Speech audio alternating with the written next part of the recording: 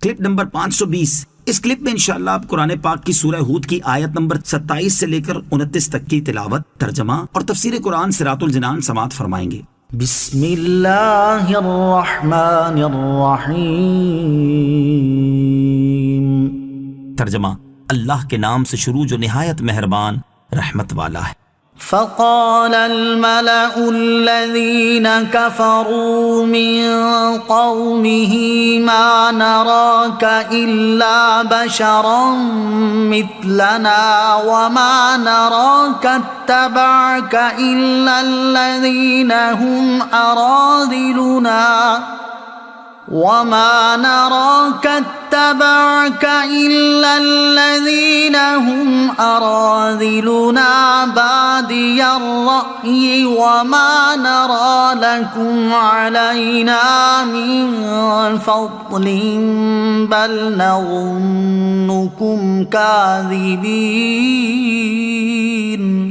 ترجمہ، تو اس قوم کے کافر سردار کہنے لگے، ہم تو تمہیں اپنے ہی جیسا آدمی سمجھتے ہیں اور ہم دیکھ رہے ہیں کہ تمہاری پیروی صرف ہمارے سب سے کمینے لوگوں نے سرسری نظر دیکھ کر بغیر سوچے سمجھے کر لی ہے، اور ہم تمہارے لیے اپنے اوپر کوئی فضیلت نہیں پاتے بلکہ ہم تمہیں جھوٹا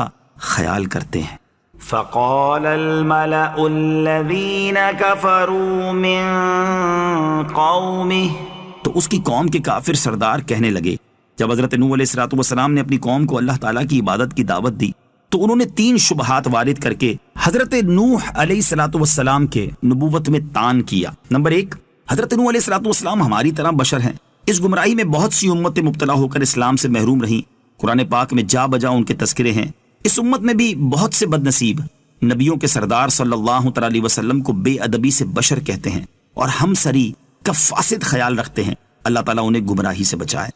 نمبر 2، حضرت نوح علیہ السلام کی پیروی سب سے کمینے لوگوں نے غور و فکر کے بغیر کر لی۔ کمینوں سے مراد ان کی وہ لوگ تھے جو ان کی نظر میں گھٹیا پیشے رکھتے تھے، اور حقیقت یہ ہے کہ ان کا یہ قول خالصتاً جہالت پر مبنی تھا، کیونکہ انسان کا حقیقی مرتبہ دین کی پیروی اور رسول کی فرما برداری سے ہے، جبکہ مال و منصب اور پیشے کو اس میں دخل نہیں۔ دیندار نیک سیرت پیشہ ور کو حقارت کی نظر سے دیکھنا اور حقیر جاننا جاہلانہ فعل ہے۔ نمبر 3، ہم تمہارے لیے اپنے اوپر مال اور ریاست میں کوئی فضیلت نہیں پاتے بلکہ ہم تمہیں نبوت کے دعوے میں اور تمہاری پیروی کرنے والوں کو اس کی تصدیق میں جھوٹا خیال کرتے ہیں۔ ان کا یہ قول بھی جہالت پر مبنی تھا، کیونکہ اللہ عز و جل کے نزدیک بندے کے لیے ایمان و طاعت فضیلت کا سبب ہے، نہ کہ مال و ریاست۔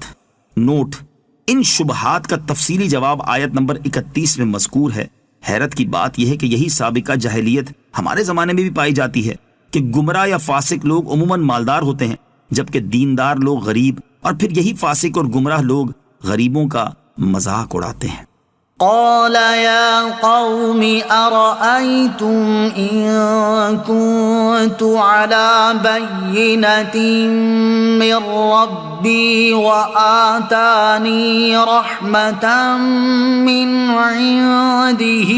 فعميت عليكم أنلزمكموها وأنتم لها كارهون۔ ترجمہ، فرمایا اے میری قوم، بھلا بتاؤ کہ اگر میں اپنے رب کی طرف سے دلیل پر ہوں اور اس نے مجھے اپنے پاس سے رحمت عطا فرمائی ہو، پھر تم خود ہی اسے دیکھنے سے اندھے رہو، تو کیا میں تمہیں اس کو قبول کرنے پر مجبور کروں حالانکہ تم اسے ناپسند کرتے ہو؟ قال يا قوم، فرمایا اے میری قوم۔